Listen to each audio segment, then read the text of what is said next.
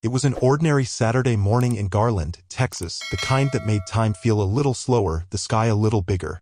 The early sun had just begun to burn off the last of the morning haze, leaving behind wide stretches of blue above rows of modest houses and freshly mowed front yards. Spring air drifted through the suburbs like a quiet reminder that school was almost out, that barbecues were coming back, and that for just a little while, things might be calm. But calm didn't last long in America, not always. And not for boys like Jamal Carter. Jamal was 11, skinny as a rail and growing too fast for his shoes. His mother said he looked like a question mark when he slouched and a lightning bolt when he ran. He had big, curious eyes that always seemed to be asking something, eyes that didn't miss much, even if he rarely spoke his thoughts out loud. Today, he wore a faded yellow hoodie with a cartoon spaceship on the back and a pair of hand-me-down jeans worn at the knees. His sneakers were scuffed, not from neglect, but from living. He was standing near the cake display inside Walmart, aisle 12, beneath flickering fluorescent lights. His hands were in his pockets, his eyes locked on a round vanilla-frosted cake decorated with blue trim and tiny edible stars. It had a rocket ship made of colored sugar at the center, and it was exactly the kind of cake he would have wanted for his birthday if they had money to spare. He didn't reach for it. He didn't ask for it. He just stood still and stared. Then slowly, as if the moment deserved to be remembered, Jamal pulled out a small Android phone, older model, cracked in the corner, but still working, and raised it to take a photo. He angled the shot just right, focusing on the rocket. He was thinking about sending it to his mom, maybe joking that it looked like him flying away from homework. But he never got the chance. The hand grabbed him hard, out of nowhere, from behind, fingers clamping around the collar of his hoodie and yanking him backwards. "Hey, what do you think you're doing?" The voice was loud. Sharp. White.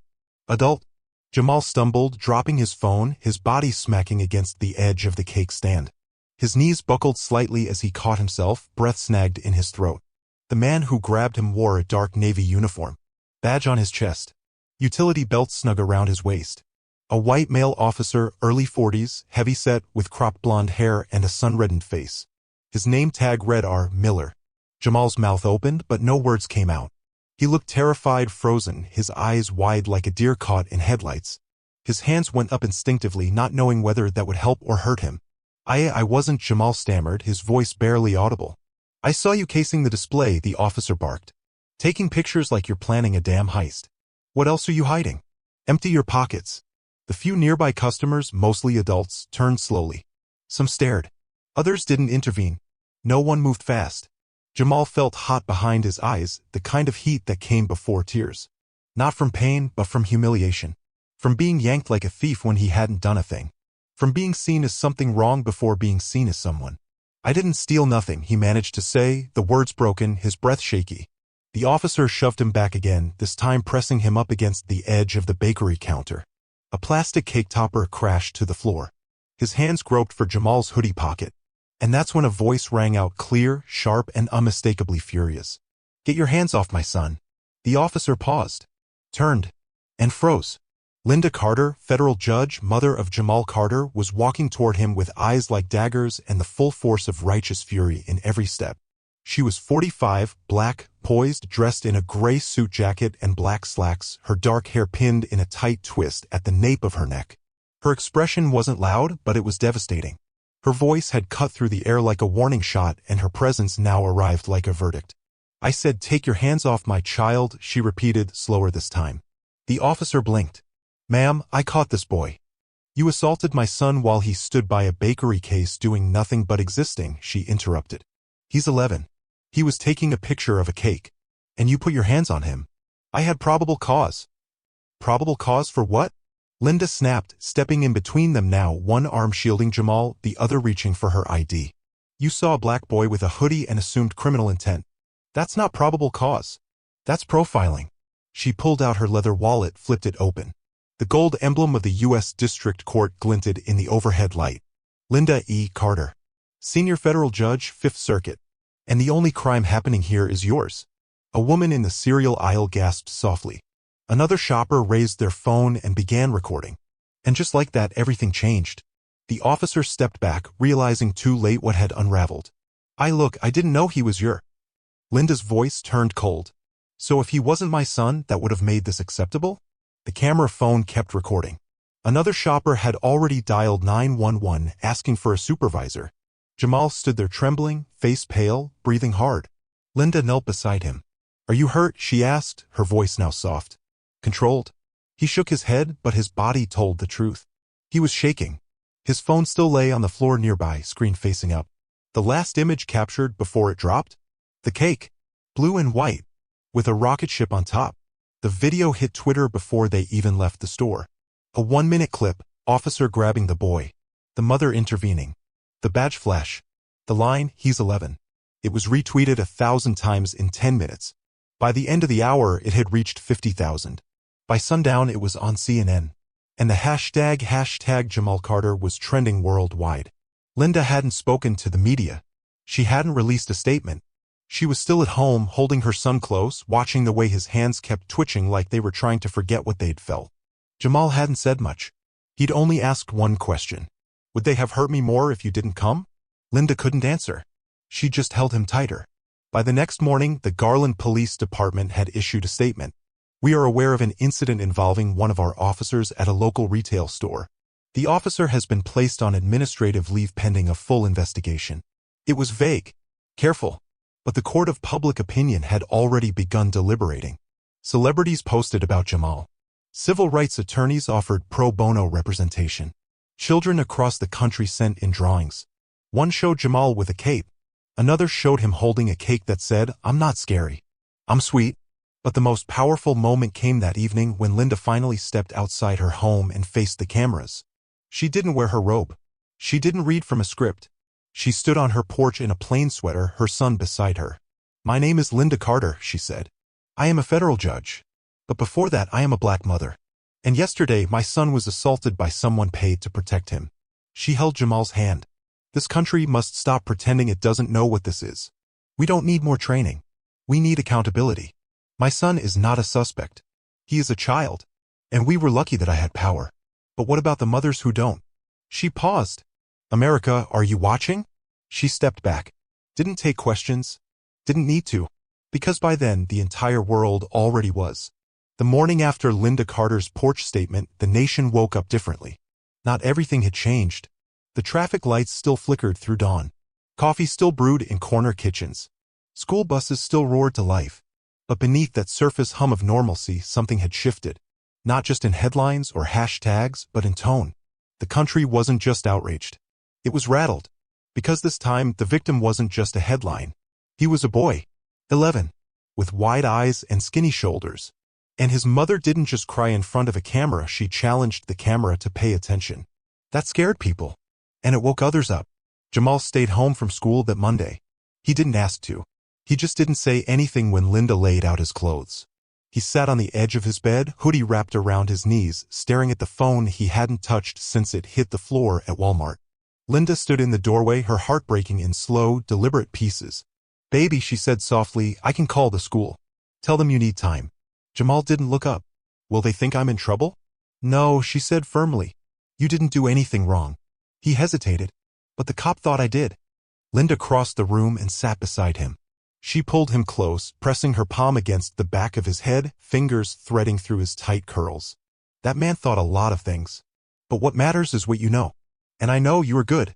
You hear me?" He nodded into her chest. But she could tell he wasn't convinced. By noon, their front lawn was filled with reporters.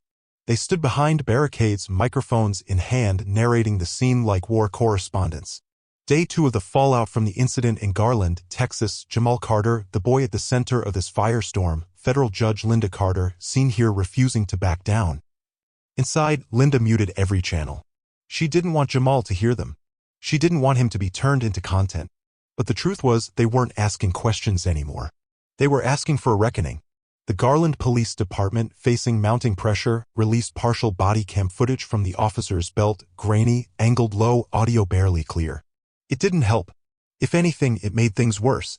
Because it showed the moment the officer advanced on Jamal, no hesitation, no warning, no communication. Just immediate physical escalation. And then it showed the back of Jamal's head as he was pressed into the cake display, voice trembling, barely able to speak. And then the voice. Linda's voice. Cutting through like thunder. "Get your hands off my son." The internet looped it on repeat. Some began calling it the mother's line. Artists painted it. Songwriters sampled it. Protesters turned it into a chant. But for Linda, it was never meant to be a line. It was a lifeline. The Department of Justice launched a formal inquiry 3 days later. Unusual speed, but not surprising. The officer, Richard Miller, had been with the department for 16 years. No formal complaints, but 2 previous suspensions, both quietly settled. One involved a boy who'd been tackled for walking suspiciously near a gas station. The other, a woman accused of impeding an investigation by asking for badge numbers. Neither case had ever made the news. But now, under national scrutiny, the DOJ wasn't just investigating Miller. They were investigating patterns. Meanwhile, Jamal's life got quieter. He stopped playing video games. He didn't respond to texts from classmates. He slept with the hallway light on. One night, Linda heard him whispering to himself in the bathroom. She stood outside the door, listening. "Don't move too fast. Don't touch nothing. Keep your hands up. Don't look angry." She knocked gently. "Can I come in?" He opened the door, eyes red but cheeks dry. "I'm okay," he said. She knelt down. "You don't have to be." He hesitated. "If I cry, does it make me weak?" "No," she said. "It makes you alive." He nodded. "I feel tired. Even when I sleep." She pulled him into her arms and just held him. There were no laws for this part. No courts. No cross-examination. Only love. Only waiting. Linda's chambers at the courthouse had become a war zone of press requests, official correspondence, and political pressure. A senator called and asked if she'd consider letting this fade down.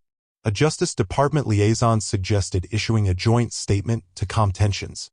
But Linda said no. Every time. No statements. No softening. And definitely no silence. Instead, she called a town hall. She rented out the local civic center. No press. Just community. And that night, hundreds showed up. Black parents. Teachers. Social workers. Clergy. Even a few white families, uncomfortable but sincere. Linda stood before them and did something unexpected. She didn't speak first. She listened. She let others tell their stories. A woman stood and said her son had been handcuffed at 14 for yelling during a game of tag. A man said he hadn't let his daughter ride her bike past the end of their block since Trayvon Martin. A teacher said she'd stopped taking students on field trips because mall security followed them too often. And then a girl, barely older than Jamal, stood and said, "I don't think I'll ever be able to love this country if it never learns how to love me back." Silence fell over the room. "And Linda?" She cried. Not loudly, but fully. Because in that moment, she wasn't Judge Carter. She was just someone's mother. And someone's daughter. And someone trying to hold the line against a tide that didn't care who it knocked down next. That same night, Linda received an email. Anonymous. It contained a short, encrypted video file and a single sentence. "Watch what he did last year." She hesitated. Opened the file. It was security footage from another store, timestamped 14 months earlier. Same officer. Richard Miller. Another boy. Black. Even younger. This time, he was shoved near a rack of canned goods. No sound. Just motion. Just impact. Just fear. And then Miller walking away like it was nothing. Linda stared at the screen for nearly an hour. Not just watching. Cataloging. Not just feeling. Planning. This was no longer about one boy. This was about how many times they had gotten away with it. And how that ended now. That weekend, Linda sat Jamal down. They were alone in the kitchen. Sunday afternoon. Lemon light spilling through the windows. "I want to ask you something hard," she said. Jamal looked up from his cereal. She took a breath. "Would you be okay if we spoke publicly again?" "You don't have to. No pressure. But people need to hear from you. They need to see you." He paused, then nodded slowly. "I want to. I think it might help me sleep." She smiled and kissed the top of his head. The next evening, Linda and Jamal appeared on national television. Not for spectacle. For truth. And when the reporter asked Jamal if he forgave the officer, his answer was simple. "I don't think he saw me as a person. I think he saw something he was afraid of. But I wasn't afraid. Until he touched me." The reporter blinked. "What would you want to say to him now?" Jamal looked into the camera and said softly, "I hope next time he sees a kid, he remembers I was one too." The internet broke. But not in anger. In awakening. And far away, in a training room filled with young recruits, a black instructor paused the video, turned to the room, and said, "If you can't see the child in that boy, you don't deserve the badge." And for once, no one argued. It had been just over 2 weeks since the incident at Walmart. 14 days since Jamal's life shifted from ordinary to emblematic. In that short time, the footage of his assault had been viewed more than 60 million times. He had become a name on lips in barbershops and classrooms, in courthouse hallways and Sunday sermons. His story had struck something deeper than outrage, it struck recognition. This wasn't new. That was what made it so unbearable. This had happened before. But this time there was proof. And this time his mother had power. Judge Linda Carter hadn't taken a day off, despite what everyone told her. She still showed up in court each morning. Still ruled on motions, weighed arguments, wrote opinions. But between hearings, she answered calls from attorneys she'd never met. From parents crying quietly through speakerphone. From staffers in Washington trying to gather context before the next public hearing. And late at night, when the house was quiet, she sat with a notebook and made two lists.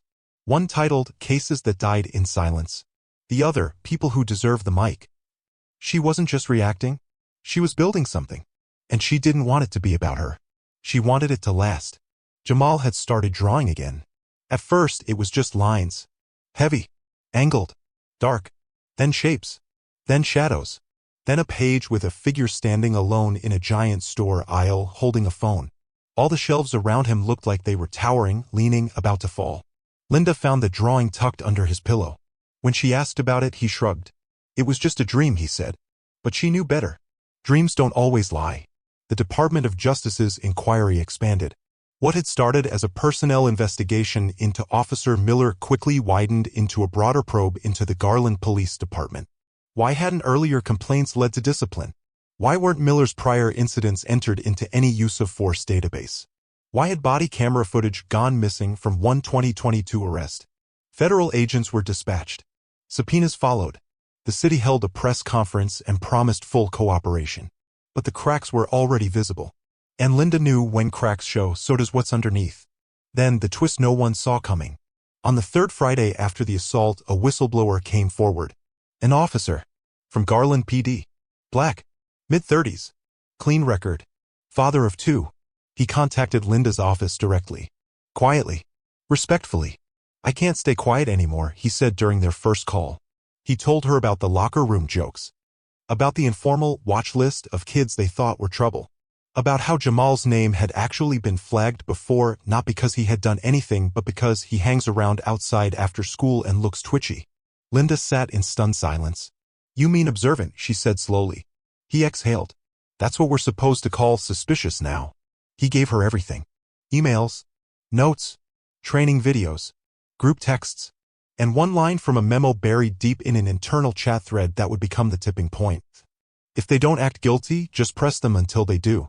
When Linda read that sentence, she didn't speak for a full minute.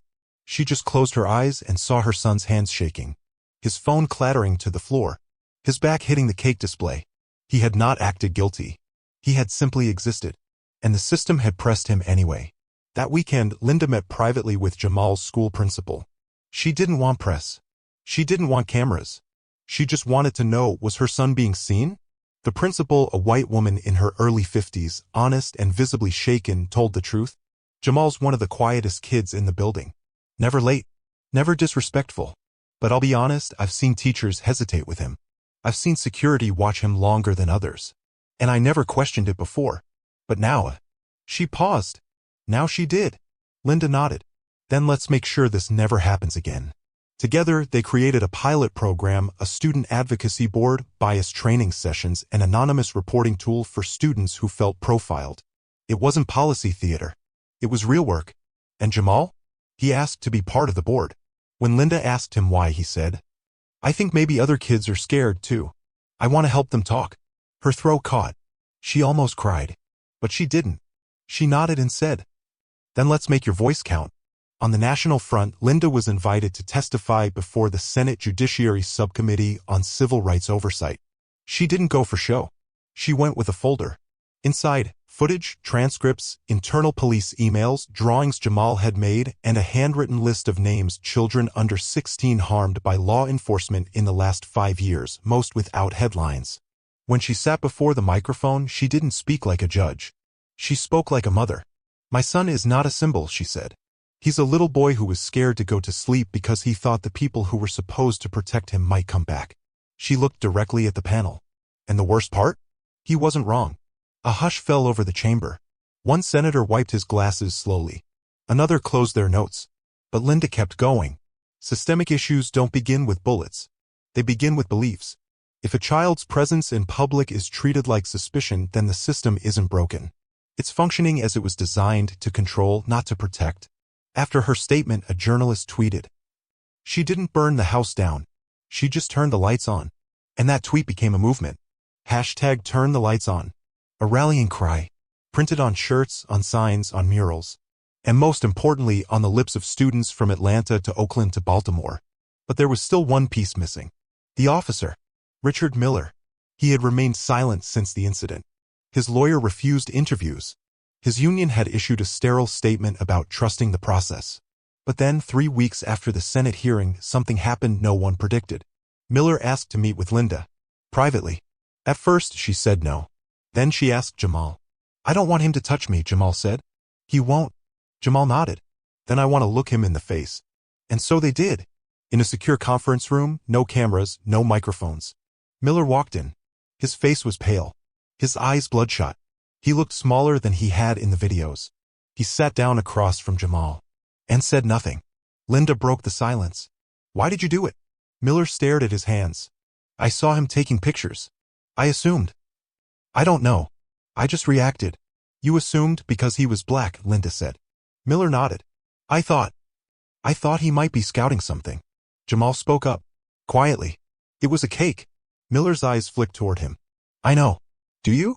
Jamal asked. "Do you remember what the cake looked like?" Miller blinked. He didn't. Jamal nodded. "That's what I thought." And then he stood. "You didn't see me." Linda stood with him. "We're done here." They left without slamming the door. That was power. Not yelling. Walking away with truth. Outside the room, Jamal finally asked his mother, "Do you think people will stop seeing us as threats?" Linda looked down at him. "I don't know," she said honestly. "But they'll start seeing us as real. That's where change begins." And in that moment, Jamal didn't just look like a boy anymore. He looked like a beginning. It was almost summer now. The world hadn't healed, not entirely. But something was different. The questions had changed. The way people looked at Jamal, not as a victim, not as a headline, but as a whole person that had changed too. And with change came something even more surprising. Stillness. For the first time in weeks, Jamal Carter could breathe. School ended with a quiet ceremony in the gym. No press. No stage lights. Just folding chairs and sweaty kids in too tight dress shirts waving to their families from plastic bleachers. Jamal didn't want to walk. He hadn't even told his mom about the ceremony until the night before. "I don't want everyone staring," he said. "I just want to finish and go home." Linda had respected that. But she still showed up, standing in the back behind a line of proud aunts and tired fathers. She didn't cheer when his name was called. She just placed her hand over her heart and whispered, "That's my baby." When Jamal saw her after, he didn't say anything. He just walked over and leaned into her side. "I'm glad you came. I'll always come." They left before the cupcakes were served. But the peace didn't last long. That week, Linda received a call from the Attorney General's office. They weren't asking for permission anymore. They were inviting her to lead. The DOJ had finalized its report on the Garland Police Department. Findings: gross negligence, systemic racial bias, multiple incidents of use of force violations, none escalated to federal prosecution only because there had been no public scrutiny. Until now. They wanted her to consult on new policy. Help draft reform recommendations for departments nationwide. Use her case, Jamal's case, as the lens. Linda didn't hesitate. "I'll do it," she said. "But only if we include victims in the process. Not just lawyers. Not just suits. People." The AG agreed. And just like that, Linda Carter, federal judge, became something she never asked to be. A reform architect. Meanwhile, Jamal had started biking again. Just around the block at first. Helmet strapped tight. Eyes sharp. He waved at every neighbor. Even the ones who had never waved back. One day, a police cruiser drove slowly down the street as he was turning the corner. He paused. Held his handlebars tighter. The car rolled past. The officer inside gave a small nod. Didn't stop. Didn't stare. Just passed by. Jamal breathed again. The video of his testimony in front of Congress had surpassed 100 million views. In classrooms from Oakland to Buffalo, teachers played the clip before social studies units on civil rights. In churches, pastors referenced his words in sermons. In police academies, instructors asked their cadets, "Do you see this child as someone to protect or someone to correct?" And slowly, answers began to change. One day, Jamal came home with a permission slip in his backpack. It was for a field trip to a local art museum. Linda noticed his hesitation when he handed it to her. "You want to go?" she asked. "I think so. But I don't want to be the reason they get stopped." She knelt down, met his eyes. "You're not the reason for anything except good." He nodded, then said, "Can you come?" And she did. That day, Linda walked behind a group of fifth graders as they explored impressionist paintings and abstract sculptures. She watched Jamal linger longer than most in front of a giant mural, one that showed two boys on a rooftop launching a paper airplane into the sky. After a while, she joined him. "What do you see?" she asked. He thought for a moment. "Freedom," he said. Then, more quietly, "and maybe forgiveness." She squeezed his shoulder. "That's what art does. It gives us a way to say what we're not ready to say out loud." He didn't answer, but he stayed there a while longer. Then, one night in July, Linda received a letter in the mail. No return address. Inside was a card with no handwriting, only a printed message. "You're ruining lives. You're making this political. Stay in your lane." She stared at the words for a long time. Then she set the card down, walked to her kitchen, and poured herself a glass of water. She didn't cry. She didn't rage. She called Jamal into the room. "I want you to see this," she said, handing him the card. He read it. "Is it from someone bad?" "Someone scared." He looked confused. "Scared of us?" She nodded. "Scared of truth. And change." Jamal thought for a long moment. Then he picked up the card and ripped it in half. "We're not stopping, right?" Linda smiled. "Never." The Garland police chief resigned soon after the DOJ report went public. In his place, the city appointed a new chief, Maria Torres, a veteran of community policing and reform efforts in Denver. She was Latina, sharp, and unafraid to admit the department's failings. At her swearing-in, she said, "We can't fix what we won't name." Jamal Carter's story didn't break us. It showed us we were already broken. And that line, too, went viral. Not because it was dramatic, but because it was rare. Honesty and power. People started asking, if it can happen in Garland, can it happen here too? Jamal began writing again. Short stories. Most were sci-fi, his favorite.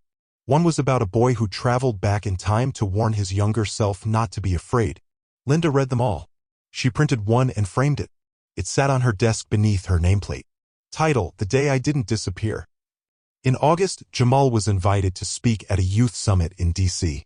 He was nervous, quiet the whole flight, fidgeted with his shoelaces. Linda leaned over. "You don't have to say anything special." He looked up. "I just want to sound like me." She nodded. "That's more than enough." At the summit, when it was his turn, Jamal stepped up to the podium and looked out over a sea of teenage faces. He held the microphone close. "My name is Jamal Carter," he said. "I used to think being invisible was safer. But then I realized, if nobody sees you, they can do anything to you." Silence. "I still get scared. I still don't like big crowds. But now I know my story might help someone else speak." He looked out at the audience, then smiled. "So, I'm here." The room erupted. And Linda, standing in the back, pressed a hand to her mouth. Not to stop herself from crying, but to hold in the pride. Because this boy, her boy, wasn't just healing. He was leading. The morning after the youth summit, Jamal Carter's speech became the most shared clip on the internet. Not because it was loud, but because it was honest. It wasn't the words that echoed, it was the weight behind them. The tremble in his voice. The pause before, "I still get scared." The line, "If nobody sees you, they can do anything to you." For a country still arguing over the very existence of systemic racism, Jamal had cut through everything, with truth too simple to twist. Within 48 hours, educators from across the U.S. requested transcripts to include in curriculum. A college professor in Michigan wrote, "He said more in 60 seconds than Congress has in 60 years. And a young artist in Oakland painted a mural of Jamal standing on a stack of books, holding a flashlight that shined over the word visibility. The boy who once couldn't sleep without the hallway light on had become the light. But as always in America, visibility comes with a price. By the end of the week, Linda Carter received another letter, this one hand-delivered to the federal courthouse. No return name, just a folded note inside. "Watch your step, Judge. You're not just fighting policy. You're exposing history. And history fights back." She didn't flinch. She'd seen worse. But she did something she hadn't done in months. She called her mother. Linda's mother, Evelyn Carter, was 72. Raised in Mississippi. Survivor of the 1964 voter suppression beatings. She had a voice like low thunder and a memory like an old library, weathered but sharp. When Linda told her about the threat, Evelyn didn't gasp. She didn't panic. She just said, "Oh, baby. They always write warnings when they know they've already lost." Linda chuckled. "I just didn't think it would feel this heavy." Evelyn replied, "That's not weight. That's legacy. It's supposed to feel like this." Then she added, "And tell my grandson he's made us all proud." Linda promised she would. That weekend, Linda and Jamal flew to Atlanta. Not for a summit, not for a hearing, but to visit the National Center for Civil and Human Rights. Linda had never been. She always said she'd go someday. But Jamal had asked, "I want to know where this started, not just where it hurts." So they went. They stood in front of photos of John Lewis and Fannie Lou Hamer. They sat in the simulated lunch counter exhibit where recordings whispered hate into their ears as they tried to remain still.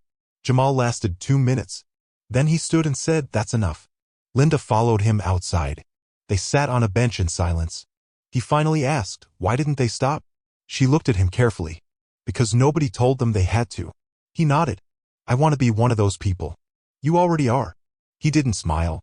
He just said, "I'm not done yet." Back in Garland, changes were already underway. Officer training protocols had been overhauled. A public accountability dashboard launched, listing complaints, use of force reports, and outcomes. And perhaps most shocking, community members were invited to ride along on patrol shifts to observe in real time. Linda joined one.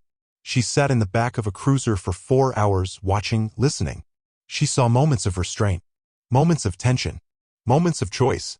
And afterward, she asked the young officer driving, "What made you decide to become a cop?" He hesitated. "My dad." "And?" "Jamal." She blinked. "Jamal?" The officer glanced at her in the rearview mirror.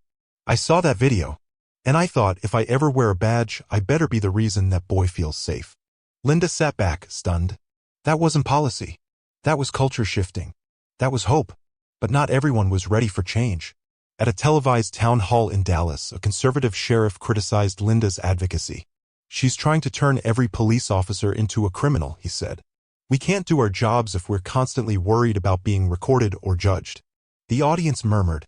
Linda stood slowly, took the microphone, and calmly replied, "No, Sheriff. We're not trying to make you criminals.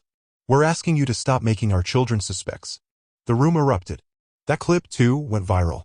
And the backlash came. Fox News branded her the activist judge. Online trolls flooded her inbox. But she didn't back down. Because every time it got hard, she remembered Jamal. And Jamal was growing into something no one had expected. Not a symbol. Not a case. A voice. He started writing more. Short essays. Letters. One was published in The Atlantic, titled, "What It Feels Like to Be Misunderstood at 11. It began.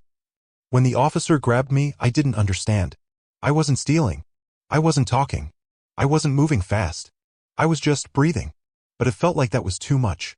In the final line, he wrote, "If I ever have kids, I'll tell them I didn't stay quiet. Even when I was scared."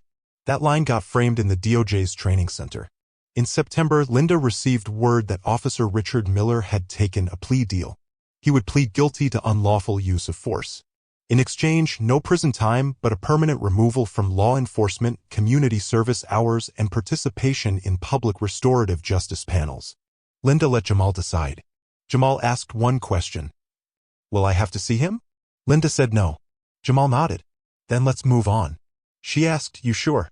"I don't want him in my story anymore," he replied. And that was that. Sometimes justice isn't a cell. Sometimes it's removal. And sometimes that's enough. That fall, Linda was nominated for the President's Civil Justice Commission. She didn't campaign. She didn't celebrate. She accepted quietly. Because in the end, she wasn't trying to rise. She was trying to raise something. Her son. The truth. The bar.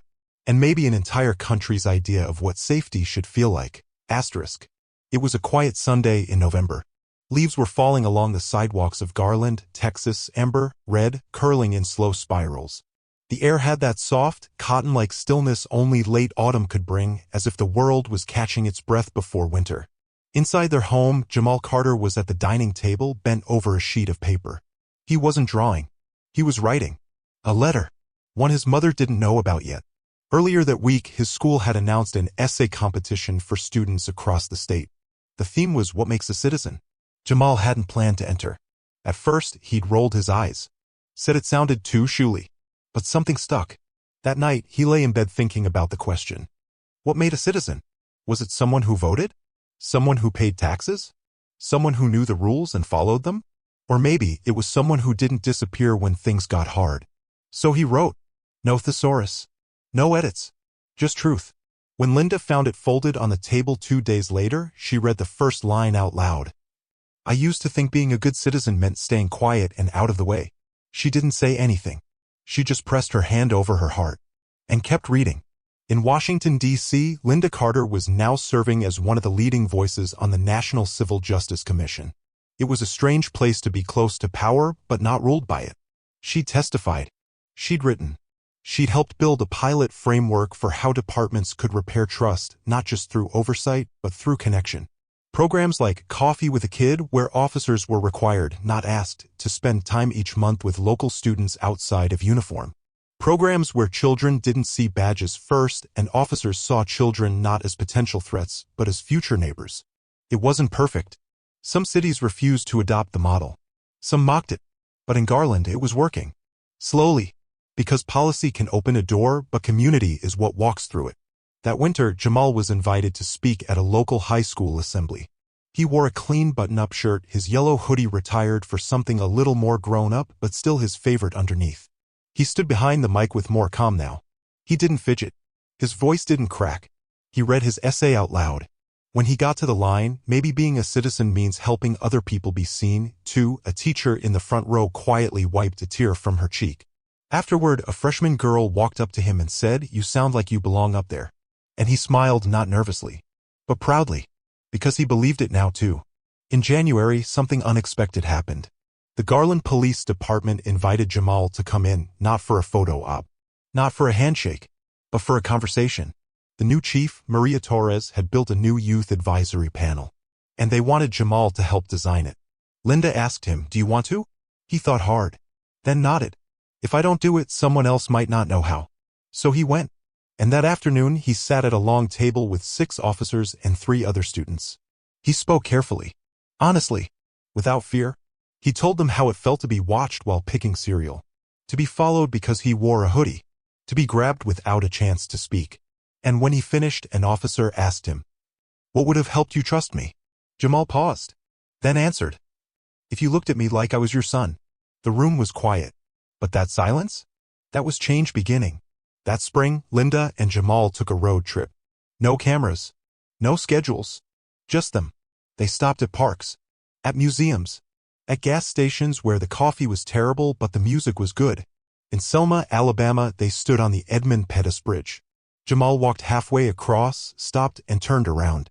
"This is where people got hurt for trying to vote, right?" Linda nodded. He looked at her. Were they scared? Terrified? But they still walked? Yes. He turned back toward the other side of the bridge and kept walking. She followed him, slowly, as the sun dipped low behind them. Then came the twist, not one of drama, but of recognition. In May, Jamal's essay was published not just by his school, but by the New York Times. It was printed in full in the Sunday edition. Linda didn't know until she opened the paper at the kitchen table, saw his name in bold. Her hand flew to her mouth. Jamal walked in, chewing on toast. "Oh yeah," he said casually. "I forgot to tell you." She laughed through her tears. "Boy, you were going to kill me with pride one day." He shrugged, grinning. "I thought you already were proud." "I am," she said. "So proud it hurts sometimes." And then another letter came in the mail. This one different. From the president. Typed on official letterhead. Inviting both of them to the White House. Not for a medal. Not for a campaign. But for a conversation. An actual seat at the table. To help rewrite how this country protects its children. Linda read it twice. Then handed it to Jamal. "You want to go?" He nodded. Then paused. "Will it change anything?" Linda smiled. "I don't know. But you will." And so they went. Not as celebrities. Not as martyrs. Just as a mother and her son. A judge. A boy. A survivor. A citizen. And when Jamal walked through those White House doors, he didn't flinch. He didn't hide behind anyone. He shook the president's hand. And said, "Thank you for seeing me." Because that, in the end, was all he ever wanted. To be seen. To be safe. To be home in his own skin. And maybe, just maybe, to be the reason someone else believed they could be too. Real justice begins not when systems shift, but when a scared child finds the courage to speak. Jamal's story reminds us that dignity doesn't come from age, title, or power, but from being seen, believed, and protected in the simplest moments of being human. If Jamal's voice moved you, don't let this story fade. Like to support justice, share to keep these truths visible, and subscribe for more stories that fight silence with light. Every view is a step toward change.